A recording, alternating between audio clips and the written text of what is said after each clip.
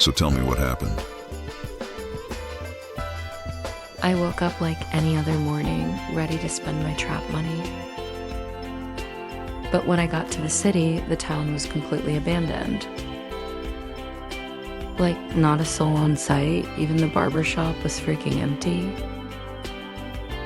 People never just up and leave with no reason. The one place that was always open no matter what, though, was the gossip hole. This is where we all came to get slayed and laid in the city, but it was too much going on for me, so I left and came home. Because if anything, I try to stay out the way of crowded places at all times. So I came home, made me some food, and got right to my game. So you didn't do anything else, but cook and play the game? With my day wasn't the best, okay? I was just blessed to wake up, even if that did come with drama. So it started out as a normal day, me watching the Parkers as normal. So anyways, not too long after that, I started praying to God for how amazing he was. I brushed my teeth and took a shower because I had been getting ready. Might you add where you were going, Karizma? Yes, you wouldn't let me out of these handcuffs unless I do, correct?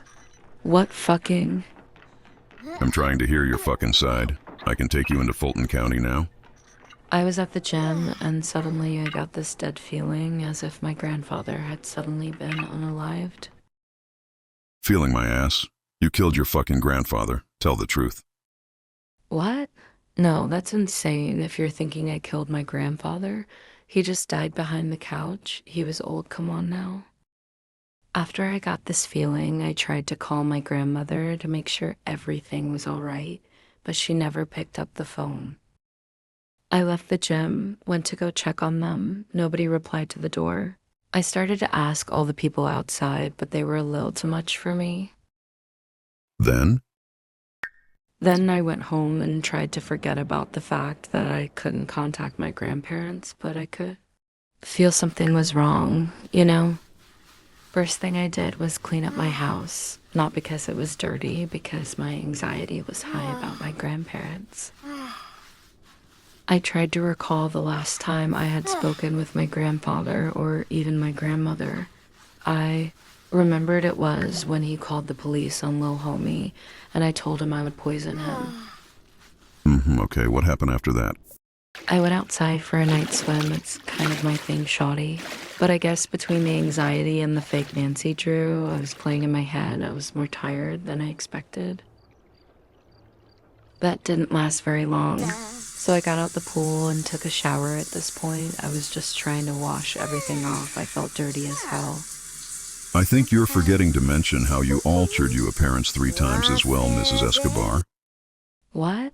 No, you were watching me kind of too hard, but not hard enough, because that's literally just me. I'm a sim. I always switch my appearance. Whatever officer fuckface, I'm telling the truth now. Shut up and listen. I walked out of the bathroom and went straight to doing podcast. That's it. After that, I clocked out and went to bed. You alternatively changed your hair 3 times after a murder. Small details left out, but you post everything to social media, Miss Escobar. So, unless you want to spend the rest of your time in Fulton County, I suggest you start telling me what really happened. And telling you I went from my computer straight to bed. Okay, come get her, fuck this shit, I have no time.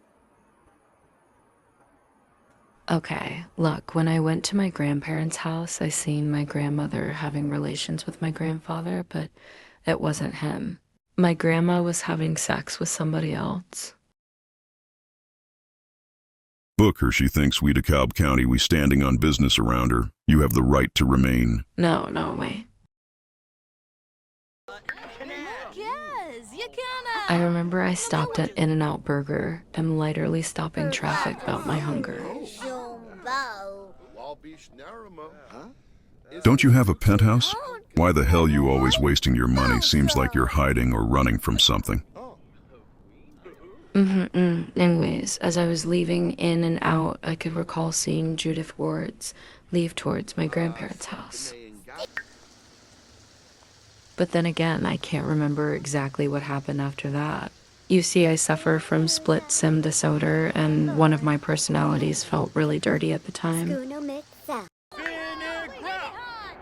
Either way, I was embarrassed real bad, so I left and went to Cold Stone in Delsol Valley, but by the time I had even got there, I was drunk. I couldn't go inside Cold Stone. It was way too many people. So after my city shenanigans, I went right back home and went straight to bed. But being drunk only lasts so long. Miss Escobar. Right, which is why I went to the police station to try and clear stuff up. I went to the station, nobody was there. Like I told you, Oasis was pretty much abandoned. So I went home and prayed to God about the return of my grandparents. I tossed and tuned all night about the safe return of my grandparents. Barely being able to sleep, I cried all night with a headache and passed out cold completely around 3 a.m. You do know that we had been watching prior to your recent arrest, right? Okay, maybe I didn't go straight to bed, but at least I was sad you have no evidence to say I did it or anything to my grandfather. Everybody copes in their own way, fuck Fulton County. No parts of anything you're saying is making sense. You're doing too much, and I need you to listen to me now. You have the right to remain silent. Anything you say can and will be held against you in the court of Sim. You have the right to a Sim tourney. Wait, I'll tell you what happened, like the truth, all of it. Just please open the door. Okay, I'll talk. I had a photo shoot and seen Sonny Lou, my grandpa friend, and beat him to death, but we were fine after that. You gotta let me out of here. And being honest. Detective, please ... I know where they both are.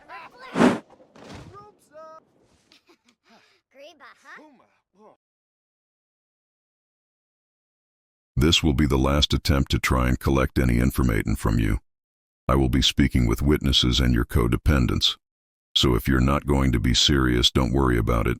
We Fulton County, we get shit done.